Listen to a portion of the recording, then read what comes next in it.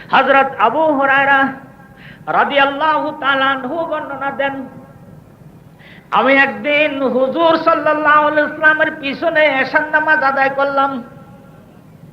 ও আমার ভাইরা, ও আমার বাবাজিরা, আমার এই কথাটা শোনার সাথে সাথে আপনাদের ভিতরে আবেগের সৃষ্টি হইতে পারে।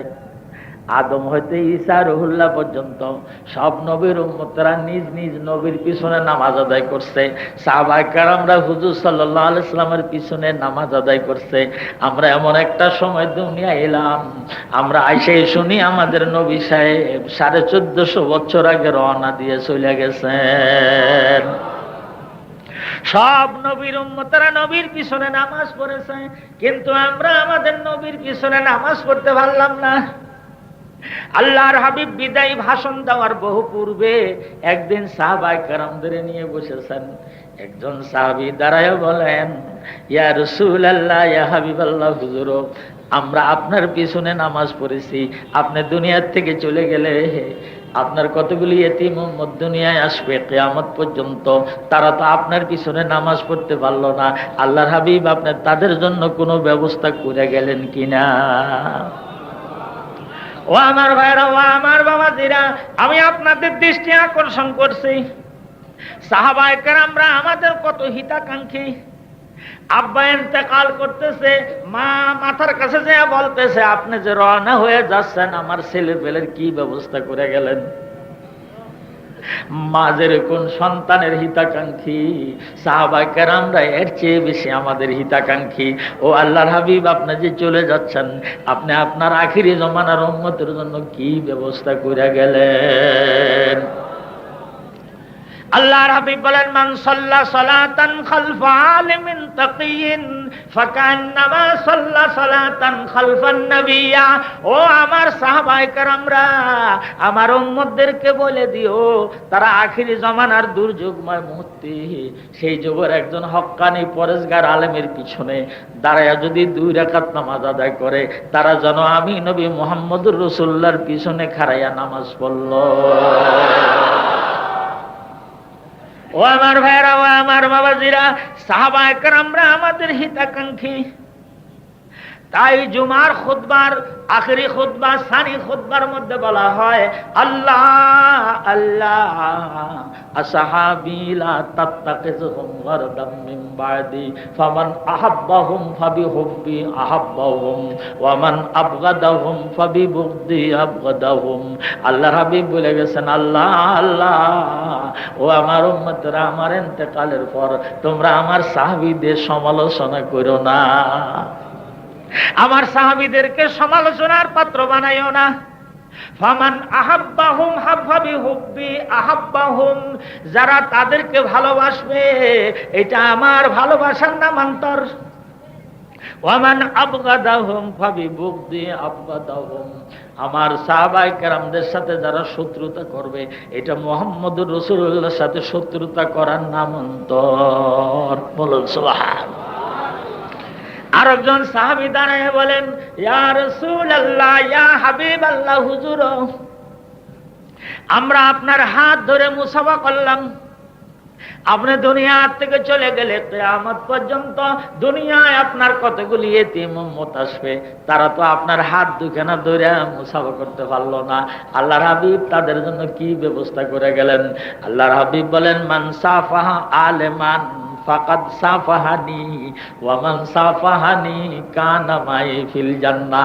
আখিরি জমানার দুর্যোগময় মুহূর্তে আমার উম্মতেরা সেই জমানার হক্কানি আলেমের হাত ধরে যদি মুসাফা করে, তারা যেন সরাসরি ডাইরেক্ট আমার হাত ধরে মুসাফা করলো। ওয়ামান সাফাহানি কানা মাই ফিল জান্নাহ। ও আমার সাহাবীরা, আমার উম্মতদের বলে দিও, যারা আমার হাত ধরে মুসাফা করবে, আমার সেই উম্মত আর আমরা দুইজন একই বেহেশতের মধ্যে থাকব।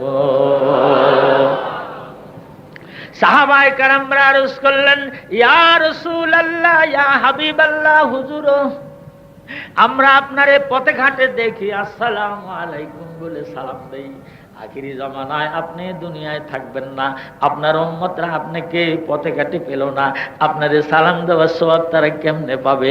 আল্লাহর হাবিব বলেন, সালামুকা আলাল আলেমে খায়রুম মিন ইবাদাতি আলফা সানা।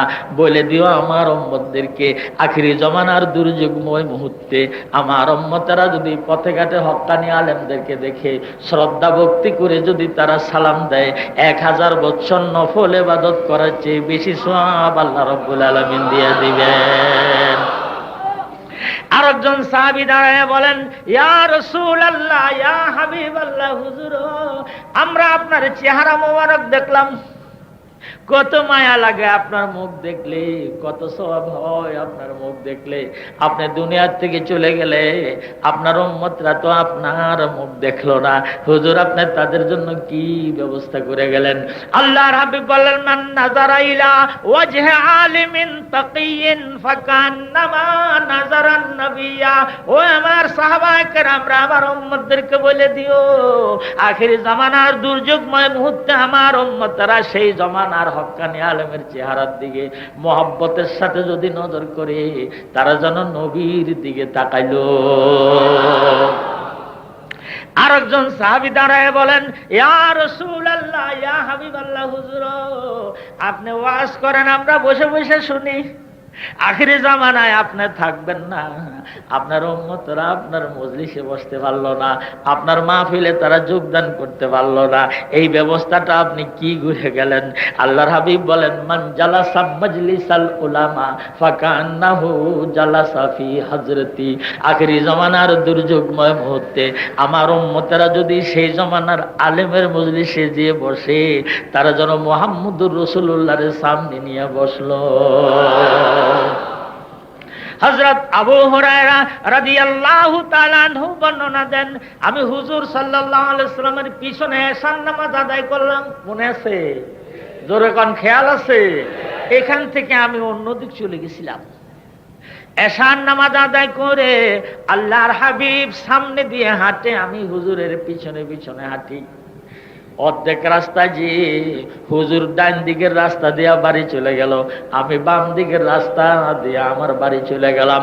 ও আমার ভাইয়েরা, ও আমার বাবাজিরা, এই নবীর পিছনে এতখানি রাস্তা হেঁটেছে। আপনারা যদি বলেন, হুজুর আমরা যদি জানাবে রাসূলুল্লাহ সাল্লাল্লাহু আলাইহি সাল্লামকে পাইতাম, আমরাও হুজুরের পিছনে পিছনে হাঁটতাম, হুজুরে ওভারটেক করে আগে যাইতাম না।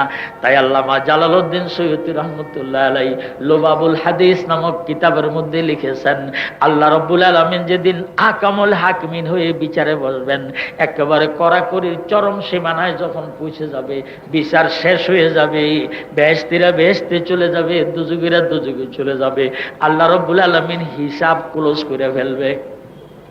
এমন সময় একদল লোক জাহান্নামের গেটের থেকে ফিরে আইসা চিল্লাচিল্লি আরম্ভ করে দিবে, এমন ভাবে রুদন শুরু করে দিবে, সারা হাসরের ময়দানের মধ্যে কান্নার রোল পড়ে যাবে। আল্লাহ রাব্বুল আলামিন বলবেন, রায় হয়ে গেছে, বিচার হয়ে গেছে, ফয়সালা দিয়ে ফেলছি, যারা বেহেশতে যাওয়ার তারা বেহেশতে চলে গেছে, তোরা দুজুগে মানুষ দুজুগে যাবি, ফিরে আইসো কেন? ওই লোকগুলি বলে, খোদা রে, তোমার অর্ডার পাই আমরা দুজুগের কাছে গেছিলাম, গেটের কাছে যে ধাউ ধাউ আগুন দেখে আমরা ভয় পাইছি, খোদা এই আগুন আমরা সহ্য করতে পারবো না, আল্লাহ তুমি কোনো একটা উসিলে আমাদের মাফ করে দাও না। এই বলে যখন কান্দাকাটি আরম্ভ করে দিবে, আল্লামা জালালউদ্দিন সৈয়দী রহমতুল্লাহ আলাইহি হাদিসের রেফারেন্স দিয়ে লুবাবুল হাদিস নামক কিতাবের মধ্যে লেখছে, আল্লাহ রাব্বুল আলামিন বলবেন, লাস্ট চান্স, এরপরে আর মাপ আমি কারো করব না। আমার একজন হক্কানি আলেম রাস্তা দিয়ে হেঁটে গেছে, তুমি তার সম্মানে পিছনে পিছনে হাঁটছো, ওভারটেক করো নাই, যদি এতটুকু শ্রদ্ধা আমার একজন নায়েবে রাসূলের করে থাকো, আজ এই উসিলায় আমি তোমাদের মাফ করে দিব।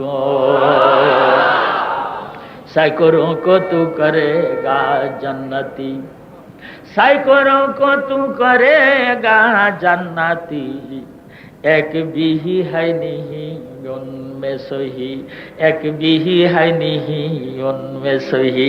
সেদিন লক্ষ লক্ষ মানুষকে বলবি, আমার নায়েবে রাসূলের পিছে হাঁটছো, ওভারটেক করো নাই, তোমরা হাত উঠাও। হাজার হাজার মানুষ হাত আগলি দিবে, আল্লাহ রাব্বুল আলামিন লাস্ট চান্সে হাজার হাজার লোককে মাফ করে দিবে। হযরত আবু হুরায়রা রাদিয়াল্লাহু তাআলা আনহু বলেন, আল্লাহর হাবিব ডান রাস্তা দিয়ে গেল, আমি বাম রোড ধরে আমার বাড়ির দিকে গেলাম। আমার বাড়ির ঘরের দরজায় যে দেখি একটা মেয়ে লোক ওড়না মাথায় দিয়ে ঘোমটা দিয়ে দাঁড়াই আছে। আমি তার সাথে কোনো কথা বললাম না। মেয়ে লোকটা আমারে দেখি বলে, আসসালামু আলাইকুম। আমি বললাম, ওয়ালাইকুম আসসালাম। মেয়ে লোকটা সালাম দিল, আমি মেয়ে লোকের সালামের জবাব দিলাম, কোনো কথা বললাম না। হযরত আবু হুরায়রা বলেন, আমি ঘরের মধ্যে যে খিলিটা আটকে দিলাম, কিছুক্ষণ পরে দেখি আমার ওই দরজার খিলিটা কটকট কটকট করে শব্দ দিতেছে। তখন আমি ভাবলাম, ওই যে মেয়ে লোকটা ঘন্টা দিয়া দরজা দাঁড়াই আছে, মনে হয় এই মেয়ে লোকটাই সিকেল নাড়তেছে। হযরত আবু হুরায়রা বলেন, আমি দরজার খিলি খুলে দরজাকে দুই হাত দিয়া মজবুত করে ধরে জিজ্ঞাসা করলাম, বোন রে, তুমি মেয়ে মানুষ, এত গভীর রাত্রে তুমি আমার ঘরের দরজায় কেন এসেছ? ওই মহিলাকে, হুজুর, আমি আপনাকে একটা মাসলা জিজ্ঞাসা করতে আসছি। হুজুর সাল্লাল্লাহু আলাইহি ওয়াসাল্লামের দরবারে সব সময় লোক থাকে, ওখানে এমন গোপন কথা বলা অসম্ভব। আপনার রাসূলের ঘনিষ্ঠ সাহাবী, তাই আমি গভীর রাত্রে আপনাকে প্রশ্ন করতে আসছি। হে আল্লাহর রাসূলের ঘনিষ্ঠ সাহাবী, আপনি প্রশ্নের উত্তর দিবেন কি? আমি নফসের তাড়নায়, শয়তানের প্রতারণায় পড়ে জিনা করছি। জিনা করার পরে আমার পেটে বাচ্চা আসছে, 10 মাস 10 দিন পরে ওই বাচ্চা প্রসব করেছি। সমাজের মধ্যে মান সম্মান বাঁচাবার জন্য জীবিত বাচ্চাকে আমি হত্যা করে ফেলেছি। হে আল্লাহর রাসূলের ঘনিষ্ঠ সাহাবী, বলুন তো আমার এই গুনাহ আল্লাহ মাফ দিবে কিনা? এই মহিলা যখন এই প্রশ্নটা করলো, হযরত আবু হুরায়রা রাদিয়াল্লাহু তাআলা আনহু বলেন, বোন রে শোনো, 1 নম্বর তুমি জিনা করছো, বড় গুনাহ। এরপরে বাচ্চা প্রসব করে জীবিত বাচ্চাকে হত্যা করে দিয়েছো, এই গুনাহ তোমার মাফ হবে না। হযরত আবু হুরায়রা বলেন, আমি এই কথাটা বলার সাথে সাথে মহিলা বেল বেল করে কান্না আরম্ভ করলো, চোখ দিয়ে ঝরঝর করে পানি পড়ছে, আর বলতেছে, ও আল্লাহ, আল্লাহ রে, এমন গুনাহ আমি কেন করলাম যে এই গুনাহ তুমি মাফ দিতে পারবা না? ও আল্লাহ, আল্লাহ রে, এমন গুনাহ আমি কেন করলাম যে এই গুনাহ আমার মাফ হবে না? ও আল্লাহ, আল্লাহ রে, তোমার জাহান্নামের আগুনের মধ্যে বুঝি আমার এই সুন্দর শরীর জ্বলবে। এই বলে মহিলা কপাল থাবড়াইতে থাবড়াইতে বাড়ির দিকে রওনা দিল। হযরত আবু হুরায়রা বলেন, আমি দরজার মধ্যে দাঁড়ায় দাঁড়িয়ে মহিলার যাত্রার দিকে নজর রাখলাম, আর সেই কপাল থাবড়াইয়া থাবড়াইয়া বিলাপ করতেছে, কাঁদতেছে, ওই দিকে খেয়াল রাখলাম। মহিলা কানতে কানতে আবেগ ভরা কণ্ঠে আল্লাহ আল্লাহ বলতে বলতে চলে গেল। হযরত আবু হুরায়রা বলেন, আমি ঘরের দরজার খিলি লাগাইয়া শুইলাম, কিন্তু সারা রাত্রে আমার ঘুম হলো না। আমি খালি চিন্তা করতে লাগলাম, মাসলাটা আমি ঠিক বলেছি কি ঠিক বলি নাই। সারা রাত্রে আমার ঘুম হলো না, আর মহিলার ওই বিলাপ আর কান্নার কণ্ঠ আমার কানে আসতে আরম্ভ করলো। হযরত আবু হুরায়রা বর্ণনা দেন, সারা রাত্রে আমার ঘুম হলো না, এমন সময় মসজিদে নববীতে ফজরের নামাজের আজান হইল। ফজরের নামাজের আজানের সাথে সাথে আমি ওযু করে মসজিদে নববীতে গেলাম। মসজিদে নববীতে যে আল্লাহর হাবিবের পিছনে আমি ফজরের নামাজ আদায় করলাম। ফজরের নামাজের সালাম ফিরে বললাম, হুজুর একটু বসেন, আপনার সাথে আমার একটু কথা আছে। গত রাত্রে আমার আপনার সাথে এশার নামাজ পড়ে বাড়ি যাওয়ার পরে আমার ঘরের দরজায় একটা মহিলা মাথার মধ্যে ঘন্টা দিয়া দাঁড়াইছিল। হুজুর, আমি দরজা বন্ধ করছি, এরপরে মহিলা সিকেল নার্সে আমি বের হয়ে আসছি। মহিলা আমাকে বলে সে নফসের তাড়নায়, শয়তানের প্রতারণায় জিনা করছে, এরপরে পেটের মধ্যে বাচ্চা আসছে, 10 মাস 10 দিন পরে ওই বাচ্চা প্রসব করেছে। সম্মান বাঁচাবার জন্য, সমাজের মুখ দেখাবার জন্য এই জীবিত বাচ্চাকে হত্যা করে দিয়েছে। এই গুনাহ তার মাফ হবে কিনা আমার জিজ্ঞাসা করছে। হুজুর, আমি বলে দিয়েছি এই গুনাহ মাফ হবে না। হুজুর, আপনি বলেন তো আমি ফতোয়াটা ঠিক দিছি কিনা? আল্লাহর হাবিব বলেন, ও আবু হুরায়রা, তুমি ফতোয়া ঠিক দাও নাই। গত রাত্রে আমার উপর আয়াত নাজিল হয়েছে, ইল্লা মান তাবা ওয়া আমানা ওয়া আমিলা আমালান صالحا فأولئك يبدل الله سيئاتهم حسنات وكان الله غفورا رحيما। ও আবু হুরায়রা, তোমার ফতোয়া ঠিক হয় নাই।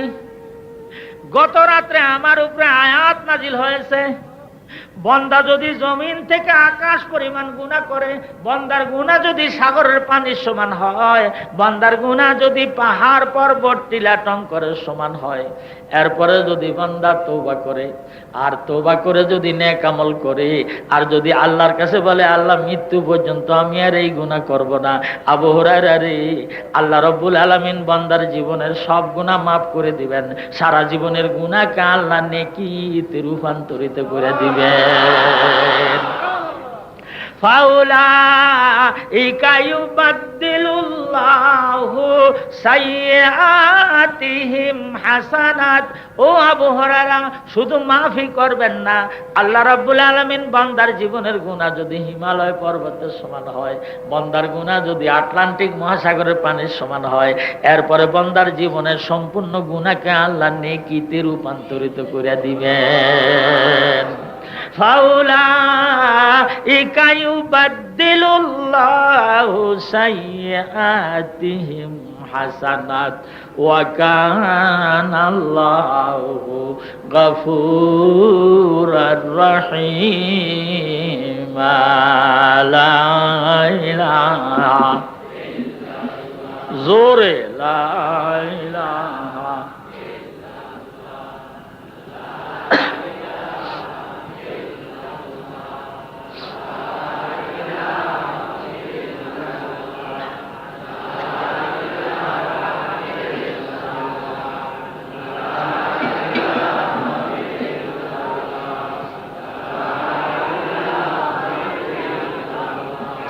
লা ইলাহা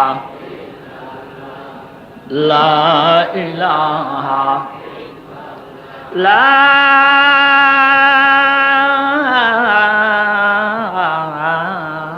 ইলাহা ইল্লাল্লাহু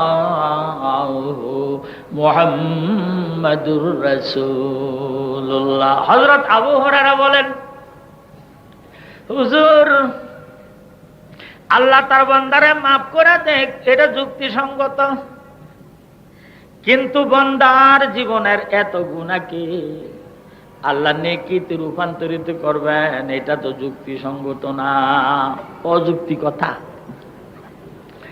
বান্দার গুনাহ পাহাড় পরিমাণ আল্লাহ মাফ করে দেখ, আল্লাহ দিলে দিতে পারেন। বান্দার গুনাহ সাগরের পানির সমান আল্লাহ মাফ করে দিলে দিতে পারেন। বান্দার গুনাহ পাহাড় পর্বতের সমান আল্লাহ মাফ করে দিলে দিতে পারেন, এটা যুক্তিসঙ্গত। কিন্তু বান্দার এত বড় গুনাহকে আল্লাহ নেকিতে রূপান্তরিত করে আমলনামার মধ্যে উঠাবে, আল্লাহর হাবিব, এটা আমার বুঝে আসে না। বলুন সুবহানাল্লাহ। কথাটা বুঝছেন তো? আল্লাহ তার বান্দারে মাফ করে দেখ, হিমালয় পর্বতের সমান গুনাহ আমার আপত্তি নাই। আল্লাহ তার বান্দাকে মাফ করে দেখ, আটলান্টিক মহাসাগরের পানির সমান গুনাহ, এও আমার আপত্তি নাই। আল্লাহ তার বান্দাকে মাফ করে দেখ জমিন থেকে আকাশ পরিমাণ গুনাহ, এটা যুক্তিসঙ্গত। কিন্তু তার জীবনের সম্পূর্ণ গুনাহ এত বড় গুনাহ, এই গুনাহগুলিকে নেকিতে রূপান্তরিত করে আমলনামার মধ্যে উঠাবে, আল্লাহর হাবিব, এটা তো যুক্তিতে ধরে না। আল্লাহর হাবিব বলেন, ও আবু হুরায়রা, তাহলে তোমার আমি একটা ঘটনা শোনাই।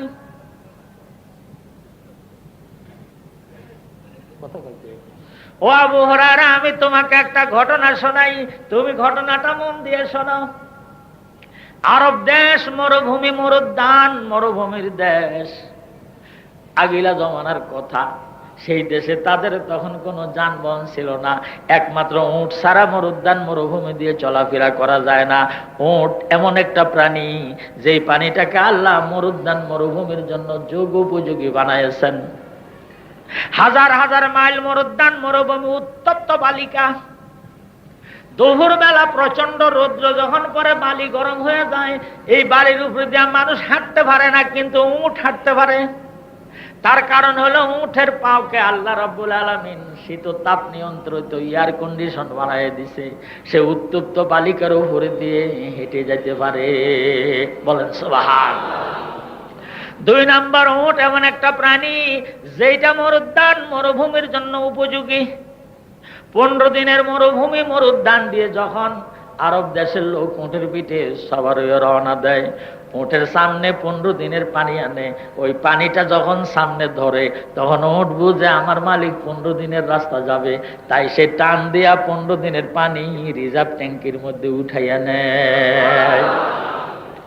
উট একমাত্র প্রাণী যার ভিতরে রিজার্ভ ট্যাঙ্কি আছে। ওই রিজার্ভ ট্যাঙ্কির মধ্যে 15 দিনের পানি উঠে নেয়। ওই চলন্ত অবস্থায় যখন তার পিপাসা লাগে, যেই পরিমাণ পিপাসা লাগবে রিজার্ভ ট্যাঙ্কির থেকে পাকস্থলীর মধ্যে আনে।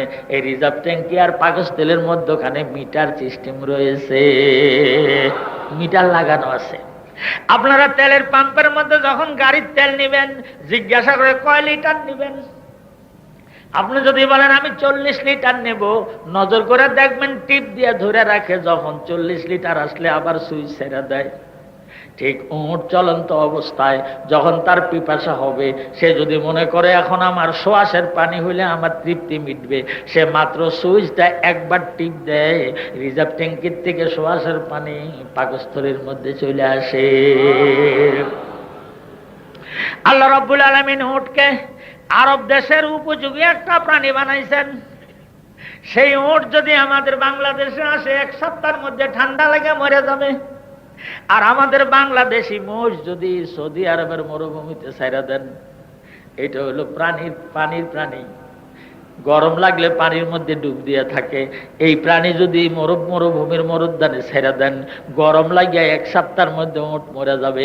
বিদায় যেই দেশে যেই জন্তু যেই প্রাণী উপযোগী, আল্লাহ রাব্বুল আলামিন ওই প্রাণী ওই দেশে বানাইছেন। কোরআনের বাচন ভঙ্গি কত সুন্দর। আফালা ইয়ানজুরুনা ইলাল ইবিলি কাইফা খুলিকাত ওয়া ইলাস সামাই কাইফা রুফিআত ওয়া ইলাল জিবালি কাইফা নুসিবাত ওয়া ইলাল আরদি কাইফা সুতিহাত। বলুন সুবহানাল্লাহ। ও আমার ভাইরা, ও আমার বাবাজিরা, কোরআনের বাচন ভঙ্গি কত সুন্দর। আফালা ইয়ানজুরুনা ইলাল ইবিলি কাইফা খুলিকাত ওয়া ইলাস সামাই কাইফা রুফিআত ওয়া ইলাল জিবালি কাইফা নুসিবাত ওয়া ইলাল আরদি কাইফা সুতিহাত। আল্লাহ বলেন, উটের দিকে নজর করে দেখো, আমি উটকে কত সুন্দর যোগ উপযোগী করে বানাইছি। এত বড় লম্বা মাথা, যখন তার আহারের প্রয়োজন হয় বাবলা গাছের কচি কচি ডাল খায়, মাথা উঁচা। আর 15 দিনের পানি নিয়ে সফরে যেতে পারে। আল্লাহ রাব্বুল আলামিন মরুদ্যান মরুভূমির জন্য উপযোগী উট বানাইছে। হুজুর সাল্লাল্লাহু আলাইহি সাল্লাম বলেন, ও আবু হুরায়রা শোনো, জনৈক আরবিয়ান লোক তার উট নিয়ে 15 দিনের সফরে বাইর হইছে। উটের রিজার্ভ ট্যাঙ্কের মধ্যে 15 দিনের পানি নিছে। ওই ব্যক্তি খাওয়ার জন্য 15 দিনের পানি গ্যালনে উঠাইছে। আমার দিকে দেখেন, আমার দিকে দেখেন। তাহলে উটের পিঠে, উটের পেটের মধ্যে রিজার্ভ ট্যাঙ্কিতে 15 দিনের পানি। আর ওই যে পথিক মরুভূমি দিয়ে 15 দিনের রাস্তা অতিক্রম করবে, তার খাওয়ার জন্য গ্যালনের মধ্যে 15 দিনের পানি। 15 দিনের রুটি, 15 দিনের বিস্কুট, 15 দিনের খাওয়া, টাকা পয়সা, একেবারে সব সামানটা বানিয়ে উঠের পিঠে সাওয়ার হয়ে মরুদ্যান মরুভূমি দিয়ে রওনা হয়েছে। ও আবু হুরায়রা শোনো, যখন মধ্য মরুদ্যান মধ্যে গেছে, মরুভূমির মধ্যে গেছে, ডাইনে 1000 মাইল, বাঁয়ে 1000 মাইল, পিছনে 100 মাইল, সামনে 100 মাইল। ওই উটের মালিক মনে করলো একটু রেস্ট নেই। উটের পিঠের থেকে নাই না, মরুভূমির মধ্যে বসে বসে একটু ঝিমাইতেছে। হঠাৎ করে যখন তার ঘুম ঘুম ভাব আসছে, চক্ষুটা একটু বন্ধ করে সামান্য একটু নিদ্রা আসছে। ও আবু হুরায়রা শোনো, চক্ষু খুলে দেখে উট হারাইয়া গেছে। বলেন সুবহানাল্লাহ। উট হারাইয়া গেছে। ঘুমের থেকে জায়গায় দেখে উট নাই, সামনের দিকে তাকায় দেখে উট নাই, পিছনের দিকে ফিরে দেখে উট নাই, ডাইনে দেখে উঠ নাই, বামে দেখে উঠ নাই, শতে শতে মাইল নজর করে দেখে উঠ নাই। এবার ওই লোকটা চিন্তা করলো আমার মৃত্যু অনিবার্য। এই প্রচন্ড রৌদ্রের মধ্যে এখন এক কদম আমি হাঁটতে পারবো না, বালি গরম। কিছুক্ষণ পরে আমার পিপাসা আরম্ভ হলে পানি কোথায় পাবো? আমার টাকা পয়সা সামানাদি সব উটের পিঠে রয়েছে, আমার মরণ অনিবার্য। মৃত্যুর হাত থেকে বাঁচার আমার কোনো উপায় নাই। লোকটা অনেক চিন্তা ভাবনা করে কান্না আরম্ভ করে দিল। কান্দে আর কো, আল্লাহ আল্লাহ রে, মৃত্যুর হাত থেকে বুঝে আমি বাঁচতে পারবো না, আমার মৃত্যু অনিবার্য। আমি কেমনে শত শত মাইল সামনে যাব, অথবা কেমনে আমি পিছনে ব্যাক করব? ডাইনে শত শত মাইল, বামে শত শত মাইল। এই লোকটা কানতে কানতে অস্থির হয়ে গেল, মৃত্যুর হাত থেকে বাঁচবে না বলে শিউর হয়ে গেল। ও আবু হুরায়রা শোনো, কানতে কানতে লোকটা অস্থির হয়ে আবার একটু জিমানি জিমানি ভাবাইছে।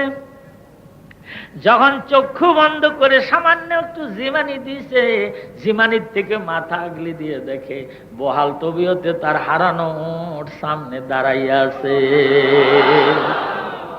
ও আবু হুরায়রা, ওই যে হারানো উট বহাল তবিয়তে তার সামনে দাঁড়াইয়া আছে, যাকে পাবে না বলে সে নিরাশ হয়ে গেছে। এমন একটা বস্তু যখন হারানো উটকে সে বহাল তবিয়তে সামনে পেল, আনন্দে আত্মহারা হইয়া মোনাজাত দিল। মোনাজাতের মধ্যে বলতেছে, আল্লাহ রে, তোমারে কি দিয়ে আমি ধন্যবাদ দেব? আমার হারানো উট বহাল তবিয়তে তুমি ফিরত দিলা। আল্লাহ, তোমারে আমি ধন্যবাদ দিই। আনতা গোলামি ওয়া আনা মাওলায়া, তুমি হইলা আমার গোলাম, আমি হইলাম তোমার মাওলা। শুনছেন কয় কি? সে বলবে তুমি হইলে আমার মাওলা, আমি তোমার গোলাম। তা না করে আনন্দে আত্মহারা হইয়া বলতেছে, আনতা গোলামি ওয়া আনা মাওলায়া, আমার হারানো উটকে বহাল তবিয়তে আমারে ফেরত দিছ। আমি তোমার কি শুকরিয়া আদায় করব, কি দিয়া তোমার ধন্যবাদ জানাবো? আনতা গোলামি ওয়া আনা মাওলায়া, তুমি হইলে আমার গোলাম, আমি হইলাম তোমার মাওলা।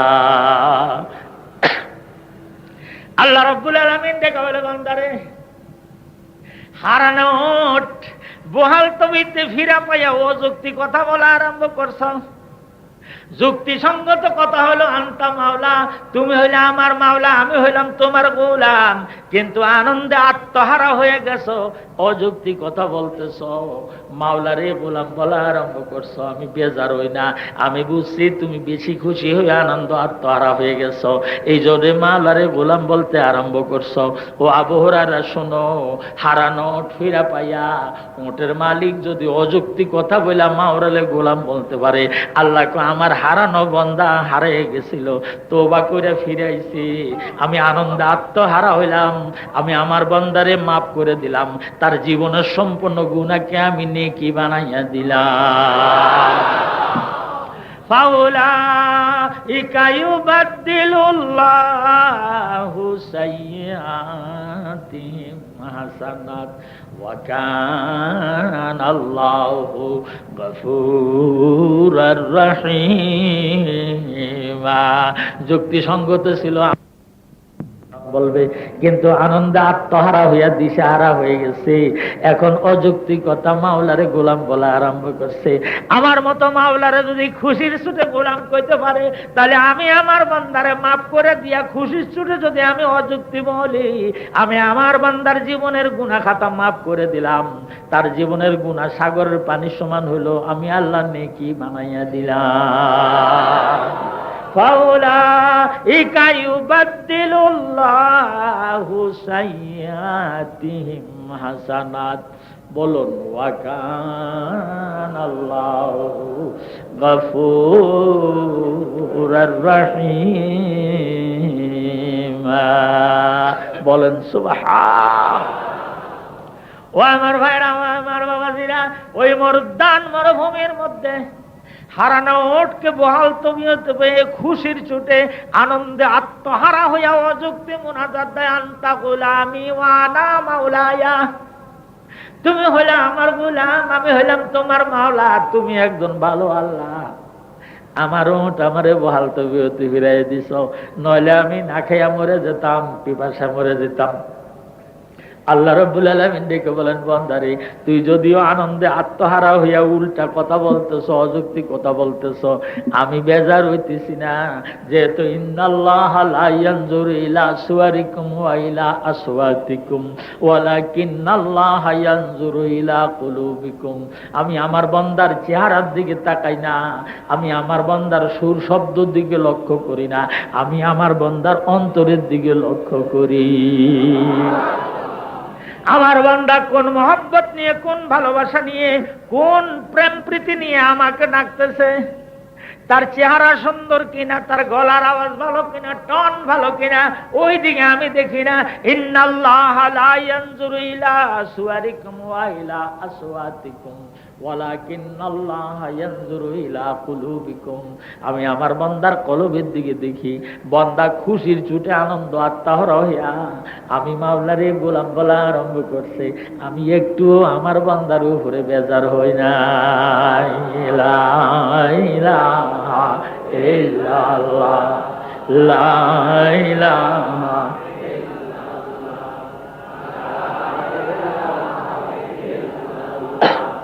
লা ইলাহা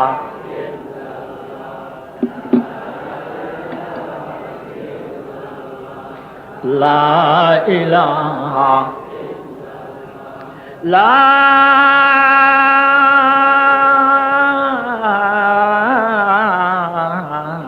ইলাহা ইল্লাল্লাহু মুহাম্মাদুর রাসূলুল্লাহ। বলুন সুবহান। হযরত আদম আলাইহিস সালাম থেকে হুজুর সাল্লাল্লাহু আলাইহি সাল্লাম পর্যন্ত সব নবীদের নিকট জিবরাইল আলাইহিস সালাম ওহী নিয়ে আসছে। আলেত খান নামক উসুলে তাফসীরের মধ্যে লিখেছে, হযরত আদম আলাইহিস সালাম হইতে ঈসা রূহুল্লাহ পর্যন্ত সব নবীদের নিকট হযরত জিবরাইল আলাইহিস সালাম সর্বমোট ওহী নিয়ে এসেছেন মাত্র 300 বার। আর হুজুর সাল্লাল্লাহু আলাইহি সাল্লামের 23 বছরের নবুয়তি পিরিয়ডে হযরত জিবরাইল আলাইহিস সালাম ওহী নিয়ে হুজুরের পাক দরবারে সর্বমোট এসেছেন 24,000 বার।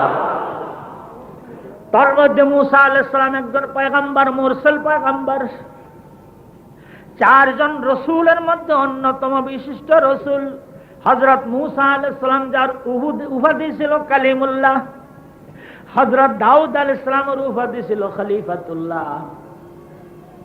মুসা আলাইহিস সালামের উপাধি কালিমুল্লাহ, ঈসা আলাইহিস সালামের উপাধি রূহুল্লাহ, হুজুর সাল্লাল্লাহু আলাইহি সাল্লামের উপাধি হলো হাবিবুল্লাহ। বলুন সুবহানাল্লাহ। হযরত মুসা আলাইহিস সালামের ওহী নাজিল হওয়ার নিয়ম অন্যরকম ছিল। তিনি যখন ওহী রিসিভ করার জন্য মনোভাব পয়দা হতো, সরাসরি তিনি তুর পাহাড়ের টিলায় চলে যেতেন। তুর পাহাড়ের টিলায় দাঁড়িয়ে বলতো, আল্লাহ আমি আসছি। বলার সাথে সাথে আল্লাহ বলতো, আমিও হাজির, আসো আমরা দুইজন কথা বলি। হযরত মুসা আলাইহিস সালাম ওহী রিসিভ করার জন্য তুর পাহাড়ের দিকে রওনা হয়েছে। যখন তুর পাহাড়ের নিকটে গেছে, যায় দেখে এক পাগলা বেটা গান গাইতেছে। গান গায়, কি কও, আল্লাহ আল্লাহ রে, তোমারে যদি আমি পাইতাম, তোমারে আমি গরুর দুধ খাওয়াইতাম। ও আল্লাহ আল্লাহ রে, তোমারে যদি আমি পাইতাম, নারকেলের তেল দিয়ে চুল আশ্রাইয়া দিতাম। ও আল্লাহ আল্লাহ রে, তোমারে যদি আমি পাইতাম, বৈকালবেলা কোলে করে মানুষের বাড়ি বাড়ি হাঁটতাম। হযরত মুসা আলাইহিস সালাম কা কস কি পাগল, মাথা খারাপ, ঈমান চলে যাবে। আল্লাহকে মানুষ তুই দুধ খাওয়াবি, আল্লাহর মাথা কি চুল আছে তুই তেল দিয়ে আশ্রাবি, আল্লাহকে কুট্টি বলা ভাই তুই কুলো করে করে গ্রামে গ্রামে ঘুরবি, খবরদার এসব কথা বলিস না, ঈমান চলে যাবে। ওই পাগলা বেটা কয়, হুজুর আপনি হইলেন আমাদের নবী, আপনার উপরে তৌরাত কিতাব নাজিল হইছে, আপনি যদি বলেন ঈমান চলে যাবে তাহলে আমি কব না। খবরদার এই কথা আর বলবি না। মুসা আলাইহিস সালাম পাগলার কণ্ঠ স্তব্ধ করে দিয়ে, গান বন্ধ করে দিয়ে টুকটুক করে তোর পাহাড়ের টিলার মধ্যে যায় উঠছে।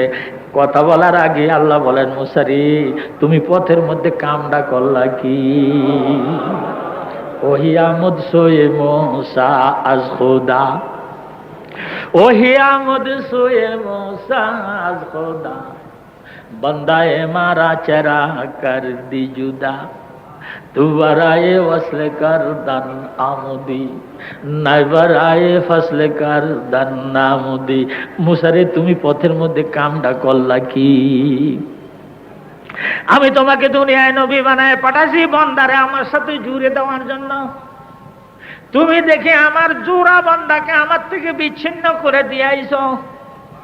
এতক্ষণ পর্যন্ত পাগলা কথাগুলি বলতেছিল, আমি আল্লাহ শুনতেছিলাম।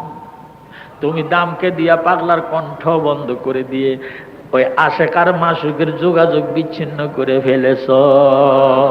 তুই আশেক বাজাহের দার শরিয়ত, তুই আশেক বাজাহের দার শরিয়ত, তুই মাসুক বাতেন দার তরিকত, তুই মাসুকে বাতেন দার তরিকত।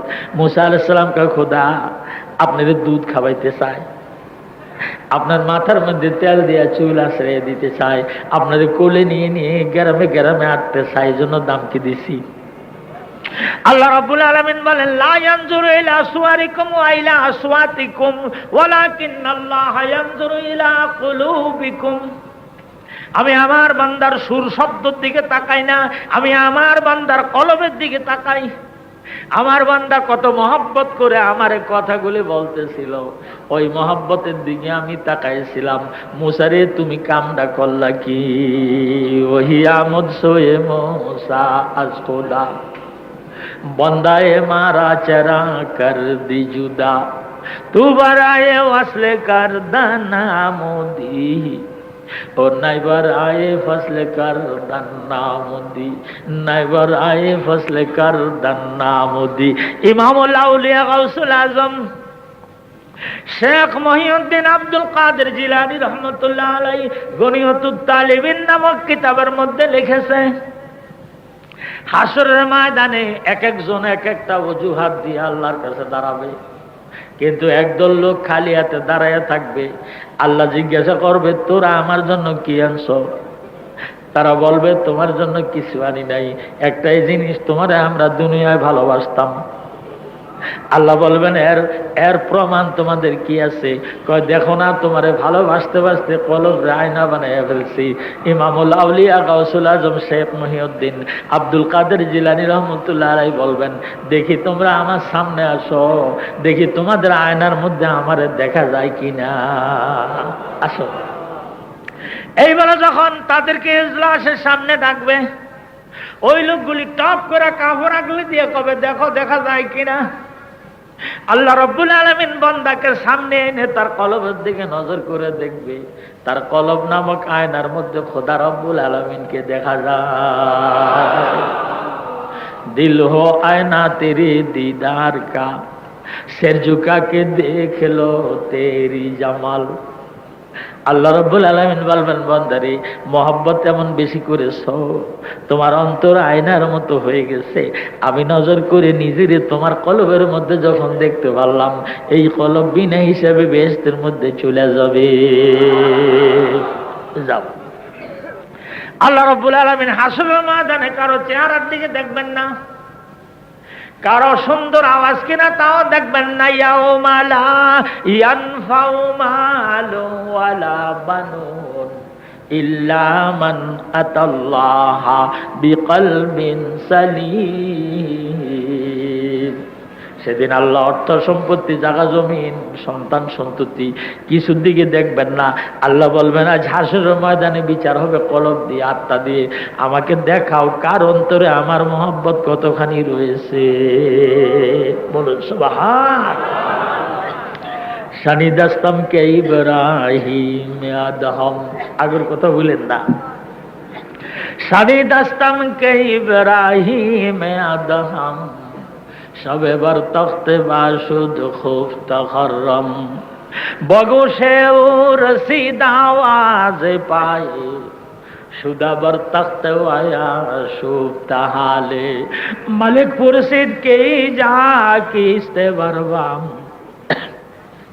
केबर आयत शरीरे तख्ते हंगाम जो आवामत क्या शाहे जहांगीर ও সতর্গঙ্কার দামান মোফলে সাম্পীর সতর্গঙ্কার দায়ী তু দর বয়াবা সতর্জুই কুনি বর কসরে সাহা अगर बरमम नया बमन सतरा तुबर तख्ते नया भी हम खुदारा ला इलाहा इल्लल्लाहु मुहम्मदुर रसूलुल्लाह। बोलो खरबात सा इब्राहिम इब्न आदम 7 तला बिल्डिंग रूहुर तलाয় ঘুমায় আছে বাল বাচ্চা নিয়া। স্পেশাল সেনাবাহিনী রাজভবন সম্পূর্ণ ঘেরাও করে দাঁড়াই আছে, বাদশা ঘুমাইতেছে। গভীর রাত্রে ওনার কানের মধ্যে আওয়াজ আসে, 7ম বালা বিল্ডিং এর বালাখানার ছাদের মধ্যে কে যেন খরম পায়ে দিয়ে টুকটুক করে হাঁটতেছে। উনি চিন্তা করলেন আমার সেনাবাহিনী, স্পেশাল সেনাবাহিনী আমার বিল্ডিং ঘেরাও করে রাখছে। এরপরে 7 তলা বিল্ডিং এর উপরের তলায় আমি ঘুমাই, ছাদের মধ্যে মানুষ কেমনে আসলো? খরম পায়ে দিয়া ছাদের মধ্যে লোক হাঁটতেছে। তিনি তাড়াতাড়ি জানলা খুললেন।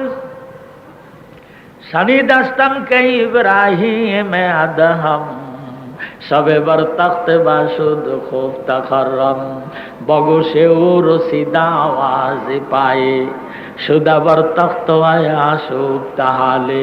তিনি জানলা দিয়া বলে, মালিক পুরসিদ কেই যা কিস্তে বরবাম কেবর আয়াত শরীরে তখতে হাঙ্গাম। কে তুমি আমার সিংহাসনের সাথে?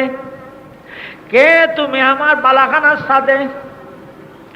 আমার সিকিউরিটি ব্রাঞ্চ স্পেশাল সেনাবাহিনীর চোখে ধোঁয়া দিয়া তুমি কেমনে ছাদের মধ্যে আসলা? তুমি কি আমার রাষ্ট্রের মধ্যে একটা অশান্তি সৃষ্টি করতে চাও? তুমি কে? জানলা দিয়া তিনি জিজ্ঞাসা করেন, তুমি কে? তোমার পরিচয় দাও। উপরের থেকে কয়, জবাব আমদ কে এসা হে জাহাঙ্গীর সতর্গঙ্কার দাম মান মোফলে সাম্পীর। ও জাহাঙ্গীর, ও জাহাদিরাজ, ও জাহাপানা, আমি একজন মানুষ, বুড়া মানুষ। আমার একটা উঁট হারিয়ে গেছে। এই উঁটটা খোঁজ করার জন্য আপনার বালাখানার সাথে এসেছি। উঁট তালাশ করতে এসেছি। তিনি জানলা দিয়া কয়, সতর্গঙ্কার দায়ী তু দার বায়াবা সতর্জয়ী কুনি বার কসরে সাহা। ও 2800 জঙ্গলের প্রাণী, জঙ্গলে দিয়ে তালাশ করো। তুমি জঙ্গলের প্রাণী এসে আমার বালাখানার ছাদের মধ্যে তালাশ করলে কি হারানো ওট পাওয়া যাবে? এমন সময় উপরের থেকে আবার কয়, আগার বারবাম নায়া বাম মান সাতার রাহা তুবার তখতে নায়াবি হাম খোদারা। আমি যদি সিংহাসনের ছাদের মধ্যে হারানো ওট না পাই খুঁজা, তুমি বুঝি ওই সিংহাসনে এত লেফার তোষক গায়ে দিয়ে বুঝি হারানো খোদারে বাবা। আগার বারবাম নায়া বাম মান সাতাররা তুবার তখতে নায়াবি হাম খোদারা। তুমি এখানে শুয়ে শুয়ে খোদাও পাবা না। ওট যদি এখানে না পাওয়া যায়, খোদাও এখানে পাওয়া যাবে না। হারানো ওট যদি এখানে না পাওয়া যায়, তাহলে হারানো খোদাও এখানে পাওয়া যাবে না।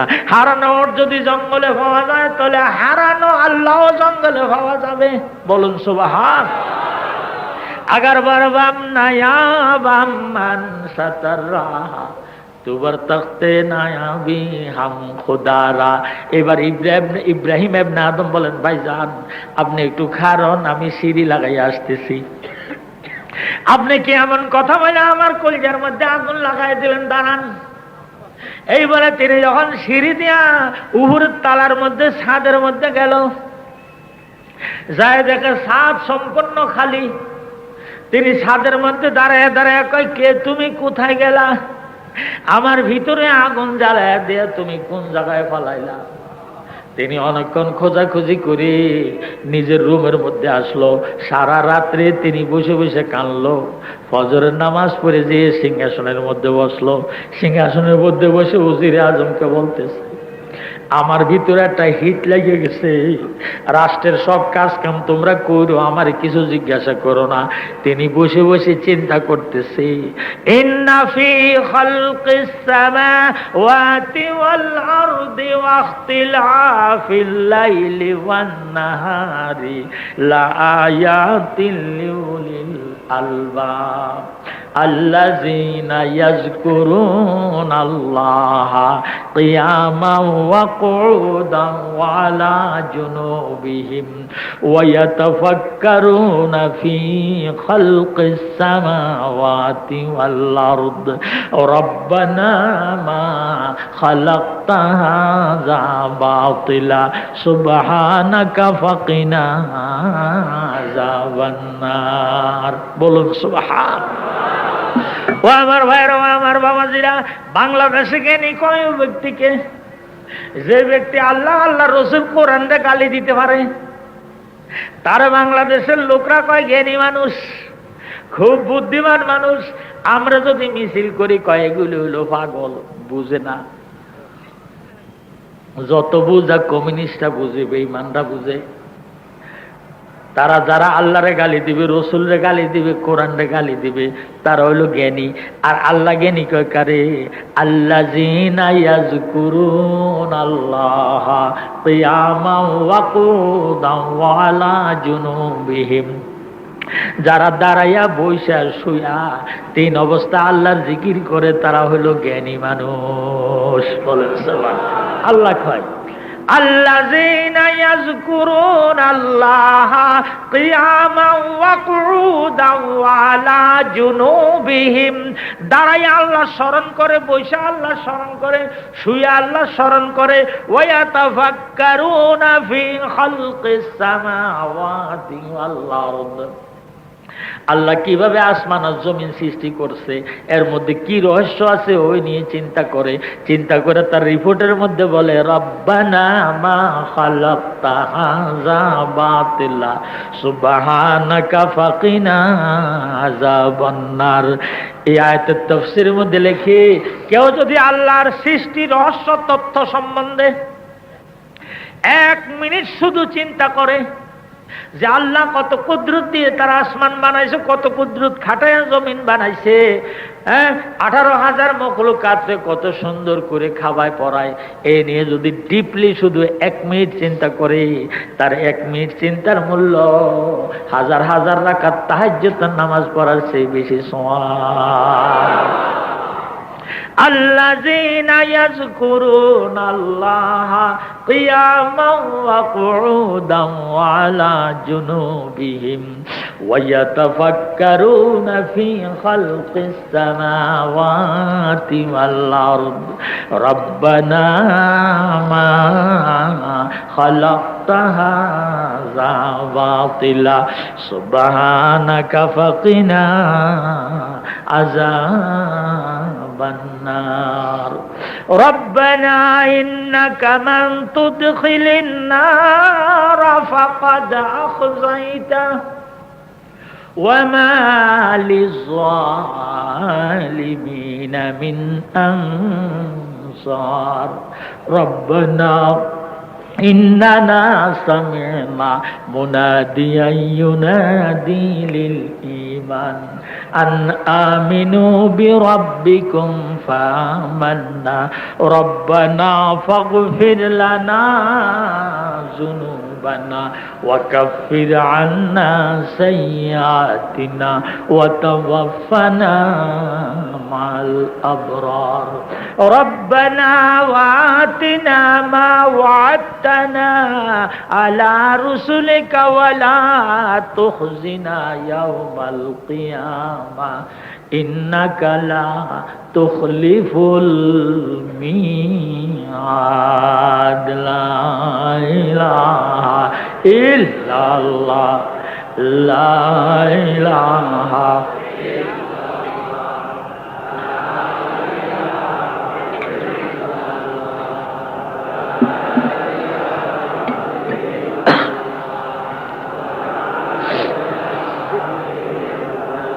لا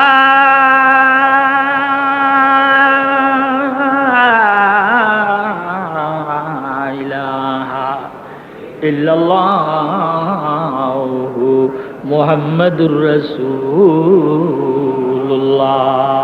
ইব্রাহিম ইবনে আদম সিংহাসনে বসে আছে, খেয়াল আছে?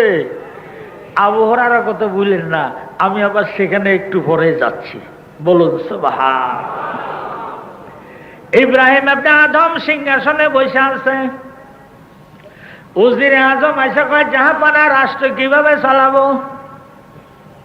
কয় যে আমার ভিতরে হিট লাগছে, রাষ্ট্রের সম্বন্ধে আমার কাছে কোনো কথা বলো না, তোমরা রাষ্ট্র চালায় যাও। আমি একটা এমন রাষ্ট্রের সন্ধানের মধ্যে লেগে গেছি, তোমাদের রাষ্ট্র ইসরাফিলের সিংহার ফয়ে উড়ে যাবে। আমি এমন একটা রাষ্ট্রের সন্ধানের মধ্যে এখন লেগে গেছি, যেই রাষ্ট্র ইসরাফিলের সিংহার ফো কোনোদিন উড়ে যাবে না। তোরা রাষ্ট্র চালাও, এই রাষ্ট্রের কথা কইস না। মাগরিবের নামাজ পর্যন্ত বসে বসে চিন্তা করতেছে। সন্ধ্যার প্রাককালে লাঠি ভর দিয়ে একজন আইসা কয়, জাহাপানা আপনার এই মুসাফির খানায় আমি থাকবো, আমি একজন মুসাফির। তিনি কয়, এটা মুসাফির খানা না, এটা আমার বালাখানা, এটা বলকার রাজধানী, এটা রাজভবন। কয় না, এটা মুসাফির খানা, আমি আপনার মুসাফির খানায় আজ রাত থাকবো। তিনি কয় না, এটা মুসাফির খানা না, এটা বালাখানা। ওই ভিক্ষুক বেটা ফকির মানুষ লাঠি ভর দিয়ে কয়, আমার প্রশ্নের উত্তর দেন, আপনার আগে বালাখানায় কে ছিল? কয় আমার বাপ আর মা ছিল। কয় এর আগে কে ছিল? কয় আমার দাদা আর দাদি ছিল। কয় এখন কে আছে? আমি আর আমার স্ত্রী আছি। কয় আপনি মরে গেলে কে থাকবে? কয় আমার ছেলে আর ছেলের বউ থাকবে। কয় এরপরে কে থাকবে? আমার নাতি আর নাতির বউ থাকবে। কয় যেখানে একজন আসে কয়দিন থেকে চলে যায়, এটা বালাখানা নয়, এটা মুসাফির খানা। এই কথা বলার সাথে সাথে ভাইজান কি বললেন খারান, একটু সেন্স ফিরতে ফিরতে ওয়ালের আমদালে চলে গেল। সিংহাসনের থেকে নাইমা তালাশ করে দেখে নাই, হায় হায় রে, কালকা রাত্রে একবার বালাখানার ছাদের মধ্যে কি কইয়া ফলাইল, আবার এখন আবার কি কইয়া আর একটা ধাক্কা দিয়ে কোন দিকে গেল। এবার তিনি ঘুরাঘুরি আরম্ভ করে আবার সিংহাসনের মধ্যে বসে আছে। উজিরে আজম কয়, বাদশাহ জানি কি হয়েছে বোঝা গেল না, আগামীকাল ওনারে নিয়ে শিকারে যাব। শিকারে গেলে মনের মধ্যে আনন্দ আসবে, হিট উঠে যাবে। তৎকালীন জমানা তো বন্দুক ছিল না, ওই তীর আর ধনুক নিয়ে উজির নাজিররা সব ইব্রাহিম ইবনে আদমকে নিয়ে জঙ্গলের মধ্যে চলে গেল। জঙ্গলের মধ্যে যে ওনারে হরিণ দেখায়, ওই যে হরিণ মারেন, উনি যখন তীর ধনুক দিয়া মারতে গেছে, এমন সময় হরিণ দৌড় দিছে, সকলে দাঁড়ায় রয়েছে, উনি হরিণের পিছনে পিছনে দৌড়াইতেছে। হরিণ টুকটুক করে লাফায়া লাফায়া যায়, ইব্রাহিম ইবনে আদম পিছনে দিয়ে তীর ধনুক নিয়ে দৌড়াইতে আরম্ভ করছে। এমন সময় কানের মধ্যে আওয়াজ আসছে, ও ইব্রাহিম ইবনে আদম, এখনো সময় আছে, ঠিক হয়ে যাও। যখন বলছে এখনো সময় আছে, ঠিক হয়ে যাও, তাড়াতাড়ি তীর বন্ধ করে দাঁড়াইছে। এমন সময় হরিণী মুখ ঘুরাইছে। হরিণী মুখ ঘুরে কয়, ইব্রাহিম ইবনে আদম, এই তীর হাতে নিয়ে আমার এতক্ষণ দৌড়াইছ, টার্গেটে পাইলে মাইরে দিবা। তুমি জানো তুমি যেদিন দুনিয়া আসছো সেদিন থেকে মালিকাল মউত এই তোমার মউতের তীর নিয়ে এভাবে তোমার পিছনে আছে, সময় মতো পাইলি তোমারে বাইরে দিবে। আমার পিছনে কয়েক মিনিট তুমি যেভাবে দৌড়াইছো, তুমি দুনিয়াতে আসার সাথে সাথে তোমার পিছনে মালিকাল মউত র্যান্ডম অনবরত এইভাবে দৌড়াইতেছে। আমার টার্গেটে পাইলে যেমন তুমি মাইরে দিতা, তোমারও টার্গেটে পাইলে সঙ্গে সঙ্গে মাইরে দিবে, এখনো সময় আছে, ঠিক হয়ে যাও। এই কথাটা বলার সাথে সাথে তিনি তীর ধনুক ফেলে দিয়ে চলে আসছে। রাজধানীতে এসে উজির নাজিরদের বলে, একটা কাজ করো, রাষ্ট্রীয় শাসনভার তোমাদের হাতে নিয়ে নাও। ওই যে আমার ছেলে আছে, বড় হলে ওরে রাজা বানিয়ে দিও। আমি আর এই দেশে থাকবো না, আমি একটা এমন রাষ্ট্র খোঁজ করি যে রাষ্ট্রের রাজত্ব নষ্ট হবে না। আমি এমন একটা রাষ্ট্রের সন্ধান করব যে রাষ্ট্র ইসরাফিলের সিংহার ফুৎকারে উড়ে যাবে না। তিনি বাড়ির থেকে বের হয়ে গেলেন, একটা কম্বল কাঁধের মধ্যে করে রাষ্ট্রীয় ক্ষমতা উজিরের হাতে ছেড়ে দিয়ে বের হয়ে গেলেন। এক টানা 12 বছর পর্যন্ত তিনি বনে জঙ্গলে ঘুরলেন। বনে জঙ্গলে ঘুরে ঘুরে এবার তিনি ওই কম্বল ওইটাই, একদিন পথ ভুলে তিনি বলখের নদীর পাড়ে এসে ঘাটলার মধ্যে বসে বসে ওই খেজুরের পাতা দিয়া সুতা বানাইয়া একটা লোহার সুই দিয়া কম্বল সিলাইতেছে বলখের রাজধানীর ঘাটলায়। রাজধানীর লোকরা গোসল করতে আইসা কয়, পাগলা বেটার চেহারা দেখি আমাদের বাদশার মতো, মাথায় বড় বড় চুল, কাঁধের মধ্যে ছিঁড়া এক কম্বল। ভালো করে লক্ষ্য করে দেখে, হ্যাঁ আমাদের বাদশা। ওই যে রাষ্ট্র ছাইরা দিয়া বাইরে হয়ে গেছে, এখন বুঝি পথ ভুলে আবার চলে আইছে। তাড়াতাড়ি রাজধানীতে খবর দিছে। রাজধানীতে খবর দেওয়ার সাথে সাথে উজিরে আজম মন্ত্রী পরিষদ চলে আইছে। আইসা চারপাশে দিয়ে ঘেরাও করে দাঁড়ায় কয়, বলকের রাজধানী রাষ্ট্রীয় শাসন ছেড়ে দিয়ে 12 বছর বন জঙ্গলে ঘুরিয়া আপনি সিরা কম্বলের মধ্যে কি পাইলেন? হ্যাঁ, আপনার কাছে শাহী পোশাক ভালো লাগলো না, আপনার কাছে রাষ্ট্র ভালো লাগলো না, এগুলি ছেড়ে দিয়া জঙ্গলে জঙ্গলে ঘুরে কি পাইলেন?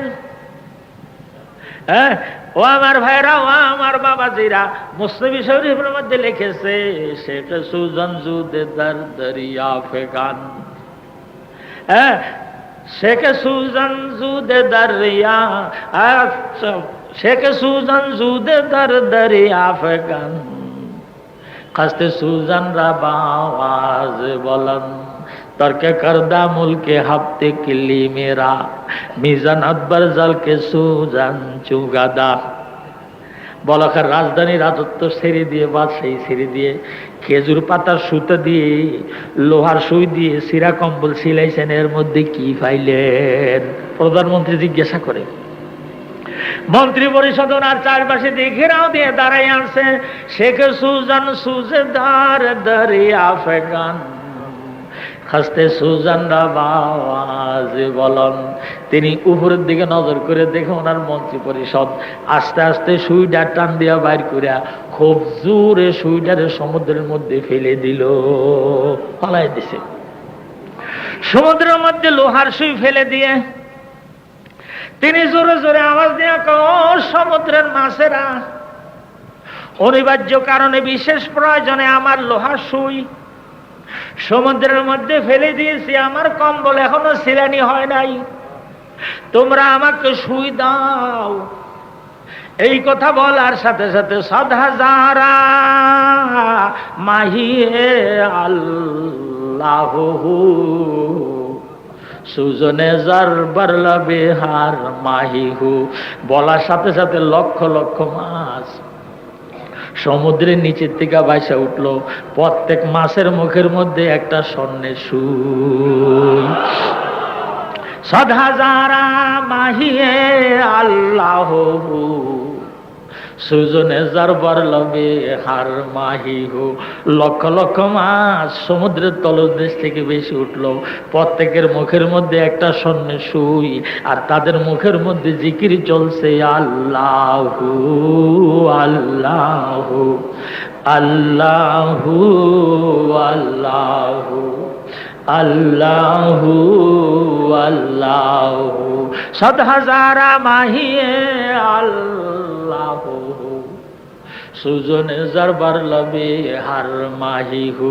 মন্ত্রী পরিষদ প্রধানমন্ত্রী দাঁড়াই আছে, তিনি দেখায় রোবর কর দাব গো তা শেখায় আমির, রোবর কর দাব গো তা শেখায় আমির, মুলকে হকবে চুনি মুলকে হাকির। প্রধানমন্ত্রী, আমি রাজ্য ছেড়ে দিয়া সিরা কম্বল ছিলে কি পাইলাম তুমি দেখলা? আমি এমন একটা রাজ্য পেয়েছি, সেই রাজ্যের রাজত্বের কাছে বলকের রাজত্ব কিছু না। রবর কর দাব গোপ্তা শেখায় আমির, মুলকে হকবে চুনি মুলকে হাকির। তোমার এই ক্ষুদ্র রাষ্ট্র ইসরাফিল আলাইহিস সালাম সিংহায় ফু দিলে উড়ে যাবে, আর আমি যেই রাষ্ট্রের রাজত্ব কামি করে বসেছি, ইসরাফিলের সিংহার ফুয়ে ওই রাষ্ট্র ধ্বংস হবে না। কুল্লু মান আলাইহা ফানিউ ওয়া ইয়াবকা ওয়াজহু রাব্বিকা যুল জালালি ওয়াল ইকরাম। জোরে বলেন ফাবিআইয়া আলাই রাব্বিকুমা তুকাজ্জিবান। হামা তখতামুল কফিজিরাত সওয়াল বজুজ মুলকে ফরমান দাহে লা ইয়াজাল। সকলে তারা হারাইবে প্রাণ, চিরজীবন্ত রবে শুধু প্রভু মহিয়ান গরিয়ান। তথাপি তোমরা মিথ্যা বলিবে বিধাতার কুন্দান। জোর ডাক দিয়া বলেন ফাবিআইয়া আলাই রাব্বিকুমা তুকাজ্জিবান। লা ইলাহা জোরে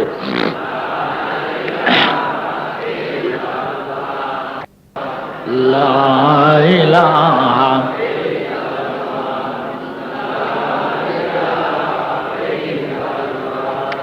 লা ইলাহা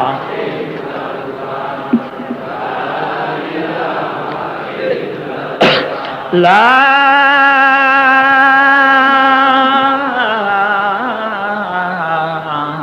ইলাহা মুহাম্মাদুর রাসূলুল্লাহ।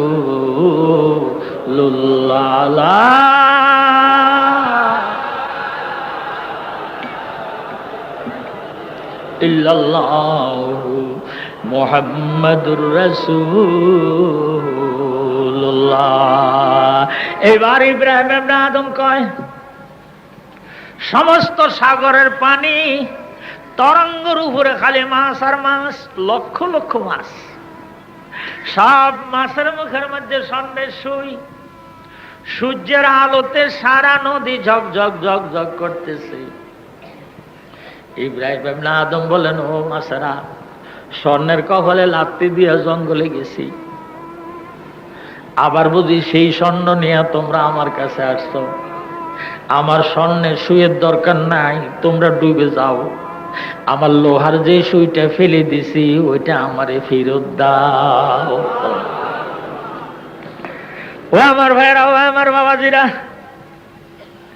আজকালকার পীর মুরিদি আগলা জমানার পীর মুরিদি এক নয়। আমি একজন পীর সাহেবের জন্য আমি বলতে সাহস পাচ্ছি, আপনারা পাবলিক বললে আপনাকে উপায় নাই। আমি আপনাদেরকে বলি, পীরের বাড়ি 3 তলা বিল্ডিং, ইলেকট্রিক বাতি জ্বলে, মুরিদের বাড়ি ভাঙ্গা ঘর, পানি পড়ে। এরপরে হুজুর কয় বাড়িঘর সার নইলে খোদা পাবি না। শুনছেন? পীরের বাড়ি ইলেকট্রিক বাতি জ্বলে, মুরিদের বাড়ির পচা ঘর, পানি পড়ে। এরপরে হুজুর কয় বাড়িঘর সার নইলে খোদা পাবি না। আপনি 3 তলা বিল্ডিং এর উপরে এত আরাম আয়েশের মধ্যে থেকে আপনি যদি খোদা পান, মুরিদের ভাঙ্গা ঘরটাও আপনার সহ্য হয় না। আপনি কোন বাড়িঘর সার নইলে খোদা পাবি না। আপনি এখানে শুয়ে শুয়ে কেমনে পাইছেন সেই পথটা একটু শিখাইয়া দেন। আগলে জামানার পীর মুরিদি এখনকার পীর মুরিদি এক নয়।